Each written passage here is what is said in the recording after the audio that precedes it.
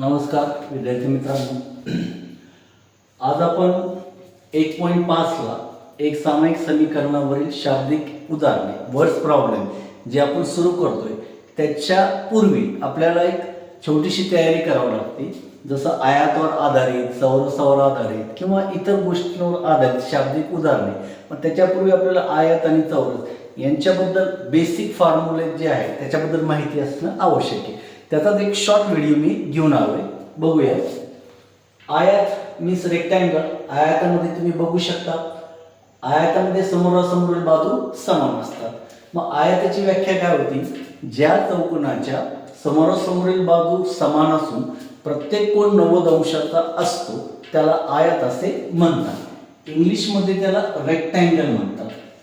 इंग्लिशमध्ये रेक्टँगल हे काटकोनाचं सिम्बॉल आहे। इथं एक रेषित एक दिलेली आहे म्हणजे या समोरच्या बाजू समान आहे। इथं 2 2 म्हणजे या समोरच्या बाजू समान आहे। मग आयताची व्याख्याच ती आहे की ज्या चौकोनाच्या समोरासमोरील बाजू समान असतात, प्रत्येक कोन 90 अंशाचा असतो त्याला आयत असे म्हणतात।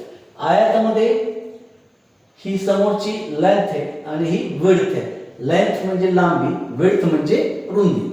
मग आयताच्या क्षेत्रफळाचं सूत्र आलं L × W म्हणजे लांबी गुणिला रुंदी। मग आयताचं नुसतं क्षेत्रफळाचं सूत्र नाही, आयताची परिमितीचं पण सूत्र आहे, आयताच्या कर्णाचं पण सूत्र आहे। ते आज आपण बघूया। L स्टँड फॉर लेंथ म्हणजे लांबी, W स्टँड फॉर विड्थ म्हणजे रुंदी। आयताचे क्षेत्रफळ बरोबर एरिया म्हणजे लांबी गुणिले रुंदी L × B।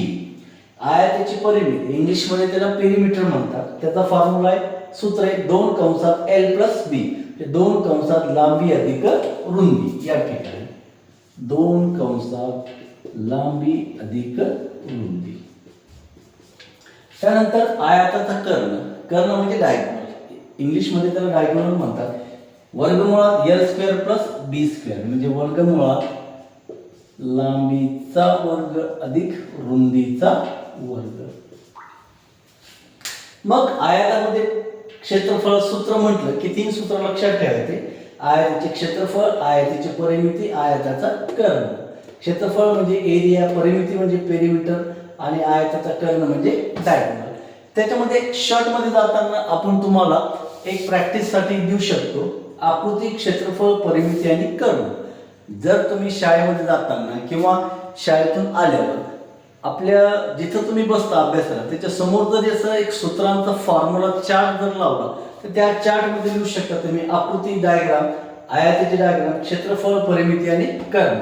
क्षेत्रफळ म्हणजे एरिया L × B लांबी गुणिले रुंदी। परिमिती पेरिमीटर 2 कंसात लांबी अधिक रुंदी मीन्स 2 × L + B। कर्ण आयताचा कर्णावर सूत्र काय? वर्गमुळात L² + B² √L² + B², whereas L stand for length and B stand for width। मग याचप्रमाणे आपल्याला चौरसाचं देखील पाहिजे, त्रिकोणाचं देखील पाहिजे आणि पुढचे दररोज एक डायग्राम आपण त्या ठिकाणी घेऊ ज्याच्यामध्ये क्षेत्रफळ, परिमिती आणि कर्ण या सूत्रांविषयी आपण माहिती घेऊ शकतो। W म्हणजे विड्थ म्हणजे रुंदी, याला B ब्रेड्थ देखील म्हणतात। विड्थ म्हणजे रुंदी, ब्रेड्थ म्हणजे देखील रुंदी। या ठिकाणी W च्या ऐवजी आपण सिम्बॉल काय वापरतो? B। या ठिकाणी आजच्या दिवस आपण इथेच थांबूया शॉर्ट व्हिडिओमध्ये। दररोज असे शॉर्ट व्हिडिओ पाहण्यासाठी जास्तीत जास्त व्हिडिओ बघत चला आणि आजचा जर शॉर्ट व्हिडिओ आवडला असेल तर जास्तीत जास्त सबस्क्राईब करा, लाईक करा आणि शेअर करा। लगेचच पुढच्या व्हिडिओला आपण भेटूया। नमस्कार।